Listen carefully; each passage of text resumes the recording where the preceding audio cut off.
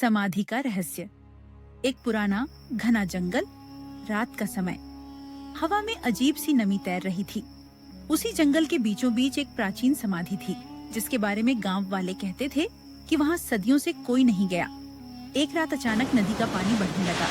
पानी की तेज धारा के साथ साथ कुछ अजीब बहता हुआ दिखाई दिया।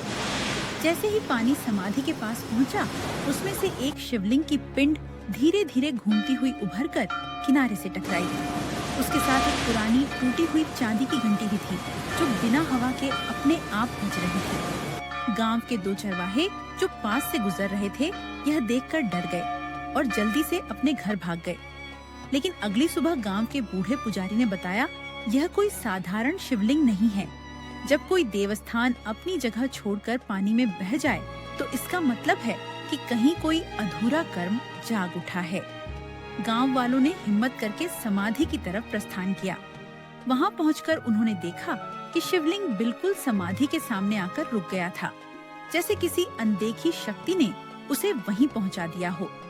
तभी समाधि के दूसरे कोने से अचानक नंदी महाराज की पत्थर की प्रतिमा में हल्की सी दरार पड़ी और वह धीरे धीरे खुद ब खुद आगे खिसकने लगी। किसी ने उसे छुआ भी नहीं था, फिर भी नंदी का मुख सीधा शिवलिंग की ओर मुड़ गया, जैसे वे किसी देव आदेश का पालन कर रहे हों। और तभी वातावरण में एक ठंडी सी लहर दौड़ी। हवा एक पल को रुक गई। शिवलिंग की पिंड पर जमा पानी अचानक वाष्पित होकर हवा में उठा और एक धुंधली नीली आकृति का रूप लेने लगा, मानो कोई प्राचीन साधक अपनी समाधि से जागा हो।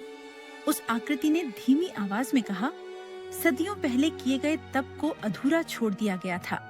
नंदी ने मुझे बुलाया और जल ने मुझे मार्ग दिखाया। अब मेरा कर्म पूरा होगा। जैसे ही वह बोला, समाधि के चारों तरफ जमीन हल्की सी कांपने लगी। नंदी की प्रतिमा चमक उठी और शिवलिंग से एक दिव्य प्रकाश भभक कर उठा। वह प्रकाश इतना तीव्र था कि गांव वाले आंखें बंद कर चुके थे।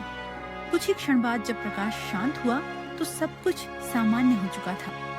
न शिवलिंग वहां था, न नंदी की प्रतिमा, न वह धुंधली आकृति, पर समाधि पर एक मंत्र खुदा हुआ मिल गया। जहाँ श्रद्धा हो, वहाँ मार्ग स्वयं प्रकट हो जाता है। आज भी उस जगह रात में नदी की धारा अचानक शांत हो जाती है और कभी-कभी घंटी की आवाज बिना किसी हवा के सुनाई देती है। गांव वाले कहते हैं, वह अधूरा साधक अब भी धर्म की रक्षा कर रहा है, बस अनदेखा और अचल।